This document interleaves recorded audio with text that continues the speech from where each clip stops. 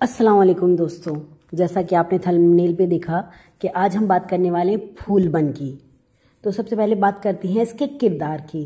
इसमें बादशाह खुशबख्त है, दरवेश है, ख़तन के सौदागर का लड़का है, गुजरात के जाहिद की बेटी है, राजा है, जोगी है, वज़ीर है, रानी सतवंती है, शहज़ादे मिस्र हुमायूं फ़ाल है, शहज़ादी अजम समनबर है, शहज़ादे सिंध और वज़ीर हैं, मालन है, बादशाह मिस्र है, परियां हैं, मुल्क-आरा परी है।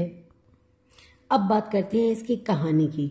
मशरक़ में एक शहर कुंजन पटन यानी सोने का शहर कहलाता था। यहाँ के बादशाह ने ख्वाब में एक दरवेश को देखा और परेशान हो गया।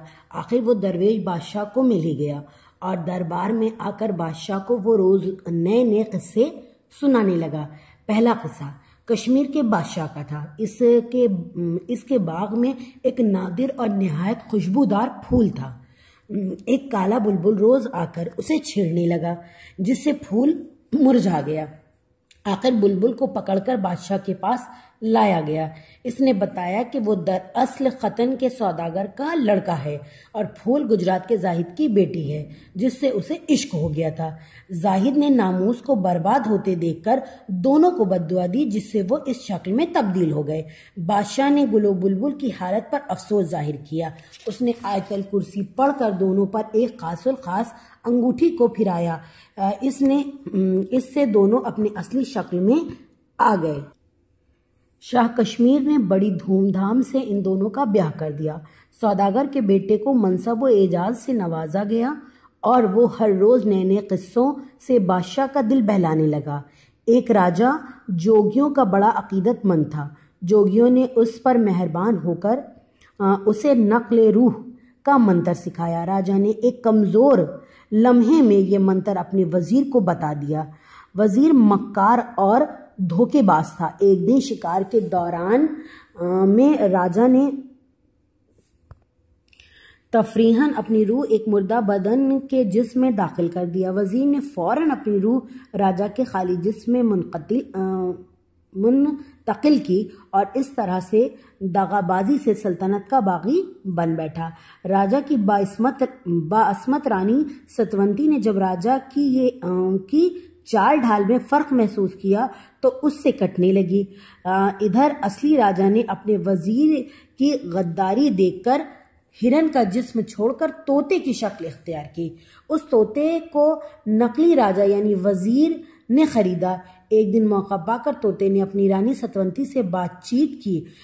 जब उसे रानी की वफादारी का यकीन हो गया तो उसने वजीर की मक्कारी और अपना माजरा कह सुनाया। दोनों ने मिलकर उसे ख़त्म करने की चाल चली। जब वजीर रात को रानी से इजहार मोहब्बत करने लगा तो रानी ने कहा कि असल राजा तो नक्ल रूह का फन जानता था। अगर तुम वही हो तो सामने की मुर्दा कुमरी में अपनी रूह मुंतकिल करके दिखाओ। वजीर हवस में दीवाना हो रहा था। उसने ऐसा ही किया। तोता ताक में था, फौरन अपने असली जिस्म में आ गया। कुमरी को हलाक करके उसे फेंक दिया और राजा फिर शरीर आराय सल्तनत हुआ। तीसरा और आखिरी किस्सा मिस्र के शहजादे हुमायूं फ़ाल और मुल्क के अजम शहजादी समनबर का है। दोनों के दिल इश्क के तीर से छिदे हुए हैं। वालिदैन के खौफ से वो अपने अपने मुल्क से निकल कर हिंदुस्तान में पनाह लेते हैं और मुल्क के सिंध में रहने लगे। शाह सिंध ने एक मालन से समनबर के हुस्न और जमाल का शोहरा सुना तो हवस के हाथों दीवाना हो गया। वजीर से मशवरा करके बादशाह ने हुमायूं फ़ाल को कश्ती की सैर और शराब नोशी की दावत दी। दावत के दौरान शतरंज का दौर चला। शहजादे को मात हुई और उसे दरिया में उतरकर कवल का फूल तोड़कर लाने को कहा गया। शहजादा जैसे ही पानी में उतरा, एक मछली ने उसे निगल लिया। शाह सिंध ने शहजादी पर डोरे डालने चाहे लेकिन कामयाबी न हुई और समनबर जोगन का भेष बदल कर शहजादे की तलाश में रवाना हो गई। शाह मिस्र ने अपने इकलौते बेटे के दरिया में डूबने की खबर سنی تو اس نے سندھ پر دھاوا بول دیا۔ مصریوں کو فتح حاصل ہوئی۔ اپنی جاں بخشی کے لیے شاہ سندھ نے ایک طلسمی مچھلی کو حکم دیا کہ وہ شہزادے ہمایوں کی خبر لائے۔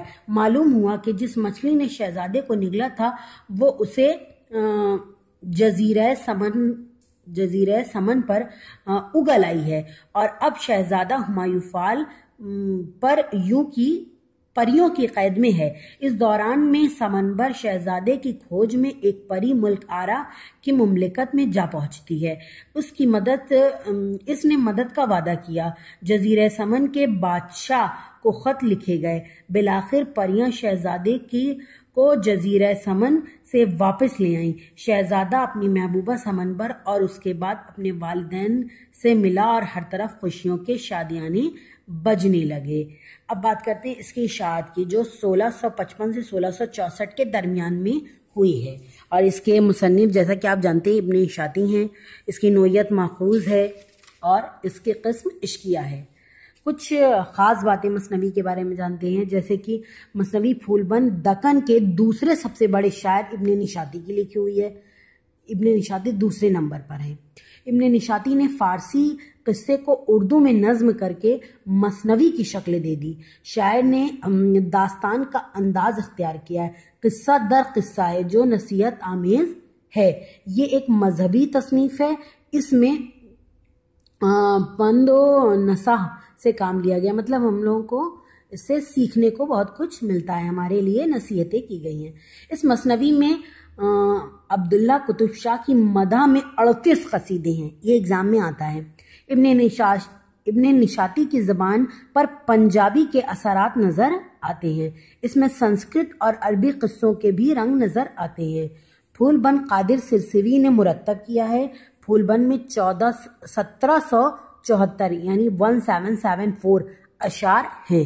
فارسی تصانیف بساطین سے ماخوذ ہے یہ مثنوی۔ 1932 میں پہلی بار شائع ہوئی دکنی اشاعت مخطوطات نے کی تھی، اور 1966 میں مہاراشٹر زبان میں شائع ہوئی۔ اس کے بعد پھول بند میں کل 6 قصے ہیں، 3 اصلی اور 3 ضمبی، مطلب قصہ در قصہ ہے۔ 6 قصے ہیں ٹوٹل، 3 اصل قصے ہیں اور باقی اس کے اندر کے ضمبی قصے ہیں۔ ویڈیو دیکھنے کے لیے بہت بہت شکریہ، اور میرے چینل کو لائک کریں، سبسکرائب کریں، جتنا ہو سکے شیئر کریں، اور چونکہ ابھی نیا چینل ہے تو آپ لوگوں کی مدد درکار ہے۔ جیسے جیسے اس چینل کو فروغ ملے گا انشاءاللہ میں اور محنت کروں گی۔ خدا حافظ۔